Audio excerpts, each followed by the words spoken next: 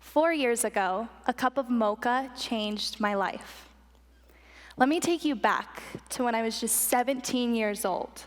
I had just won a trophy at a major bikini fitness competition, one of the largest in the country. This was me. I prepared for this competition for 6 months. I worked out every single day. I dieted hardcore, and I thought that revolving my life around fitness would help fix my poor body image struggles, but it only made things worse. While everybody was telling me how great I looked, how fit I was, how dedicated I was, my mental health was just falling apart. And I was obsessed with anything that went in my mouth that was not on my diet, even if it was just a handful of almonds. What nobody knew was that behind this perfect bikini body was a broken girl that was completely obsessed with her weight. Have you ever been in this position? Have you ever been obsessed with your weight or how your body looks in general? Unfortunately, too many of us struggle with not liking how we look. Some of us, we go to extremes like I did, and some of us, we want to change a few things. You know, a little tighter here, a little smoother there, a lot thinner everywhere, but not too thin, of course, because curves are in, ladies and gentlemen, but only here and here, but nowhere in between. So flash forward to a few months after this bikini competition, I get a mid-afternoon text from my mom. "Want to meet for coffee at 12, she asks. "Sure, I'll be there soon," I replied. And as I'm driving to go meet her, I get another text from her. It says, "Sitting outside, I got you a mocha."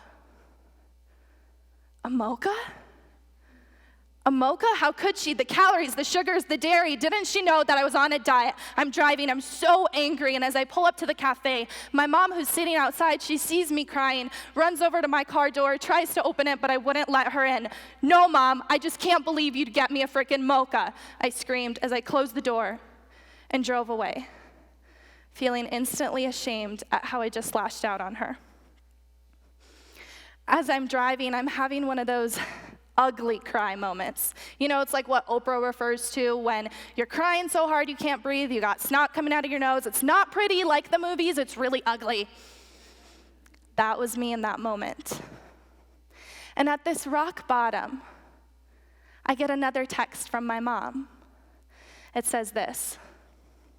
That's the real text. "I just want you to know that I love you very much, and I am here for you anytime you need me." As I read the words on the screen, I paused. I finally stopped crying. I took a deep breath, so relieved that she'd already forgiven me. And I let myself feel her love. Because my mom loved me when I couldn't love myself. In this moment, I also realized that my body image struggles robbed me of so many of life's beautiful experiences. I mean, what should have been a lovely coffee date with one of my favorite people turned into an absolute disaster because of my fears about food. My body image took away from so much of me, and I missed out on so much of my life because I was too busy hating myself. Have you ever felt like you missed out on your life? Maybe you didn't go to the pool party because you didn't want to get in a swimsuit. Or if you did go, you didn't take your clothes off to go in the water because you didn't want people to see you. Or you spent the party obsessing over the calories in the cookie instead of spending it connecting with your friends and loved ones.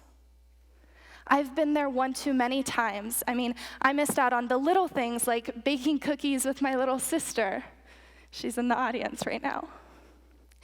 And I missed out on the big things like my graduation parties, where I was too scared of the calories in the cookies, so I didn't go. And also my grandfather's 70th birthday party, where my grandma had cooked all of this delicious food, and I refused to have a single bite because I was on a diet. And we usually use this term body image quite a bit, but what does it mean? We usually use body image to describe how we feel about ourselves, particularly our bodies. And because of rising concerns and negative body image struggles, a lot of people have tried to help girls and women especially feel more positively about their body image. This idea of body positivity has become really popular lately. Let's all feel really good about our bodies and like how we look, which is great. It's definitely a step forward. But what if this hyper focus on our body's image, whether it's positive or negative, is actually what's causing all the insecurities, discomforts, and lack of confidence in our bodies in the first place? I mean, we already live in such an image-driven society. Somebody even called our generation the selfie culture. So not only do we see our own image reflected back to us in the mirror when we're getting ready in the morning, but we also see our image in a selfie, if you happen to be into that. But if not, you also see everybody else's selfie, and usually it's their perfect, picture-perfect selfie on social media every single day. I mean, it's no wonder that 96% of women report feeling unhappy with their bodies or wanting to change something. 96%. 96% of us struggle with body image, but our bodies are not an image. They're an experience, and they're a beautiful experience. So we cannot keep letting our body image ruin our life experience. That afternoon, after getting that loving text from my mom, I realized the true cost of my obsession with my body image, missing out on my life. And I also made a decision to change my life. I made a decision to not only heal my own body image struggles by actually not focusing on my image and instead just living my life, and I also made a commitment to help any woman who's ever hated herself shift her focus and change her life. Actually, I have an exercise for you that it's a simple 3-step process that's scientifically proven to help you do just that. Shift your focus and get out of those negative thought patterns anytime you're feeling not good about yourself. So the first step, you're gonna pause. Just like I did when I got this text, pause and face what you're feeling. I mean, it's so easy to deflect and push away and try to avoid the situation. How many of us stay busy just to avoid what we're feeling? So guilty. But the difficult thing to do is to pause. Next, breathe. And this part's really important. As you breathe, focus your energy and attention to the area around your heart. This is gonna help shift your focus from your mind, from those negative thought patterns, to your heart, towards unconditional love for yourself. So as you breathe, just picture sending all that energy to your heart space. And lastly, let yourself feel the love. And notice how I said let yourself, because a lot of us, we say, just love yourself, but that's a lot easier said than done. You first have to give yourself permission to feel your own love and give yourself some compassion. Think of at least one thing that you can appreciate or you love about your body or yourself in general. Talk to yourself as if you're your own mom or best friend. Pause, breathe, and let yourself feel the love.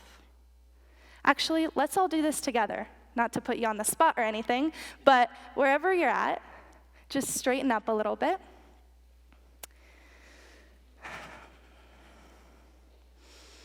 And now pause right here with me. Take this moment for yourself. And now take a deep breath. And as you breathe, picture sending all that loving energy to this area around your heart. And now let yourself feel the love. And think of one thing that you can appreciate about yourself right now. How did that feel? So the next time you don't feel so good about yourself, maybe you don't like how you look that day, or your hair is not cooperating with you, or you're just struggling with self-worth in general. Remember to pause, breathe, and let yourself feel the love. Because in doing so, you will turn those lowest moments into your greatest strength. In fact, I was actually preparing for this exact talk, at that same cafe while happily sipping my mocha.